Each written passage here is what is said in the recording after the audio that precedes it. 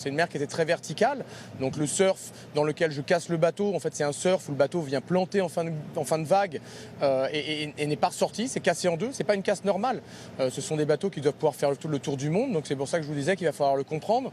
Et c'est aussi pour ça que j'ai été surpris de la violence de cette casse et de voir l'eau monter aussi vite dans un bateau qui est normalement insubmersible. Alors, on a beau se préparer au pire quand on part en mer comme ça, 11 heures sur un radeau de survie, ça doit faire drôle quand même et un peu peur, non?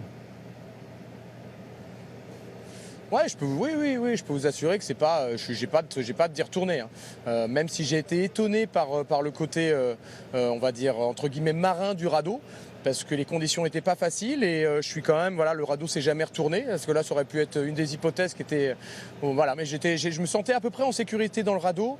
Je gérais mes moyens de positionnement, que ce soit ma balise Hyperb ou ma balise individuelle, pour être sûr d'avoir de la batterie pour suffisamment longtemps pour être retrouvé. Et moi, à aucun moment, je n'ai douté qu'on allait me récupérer. Je doutais plus du temps que j'allais passer dans le radeau.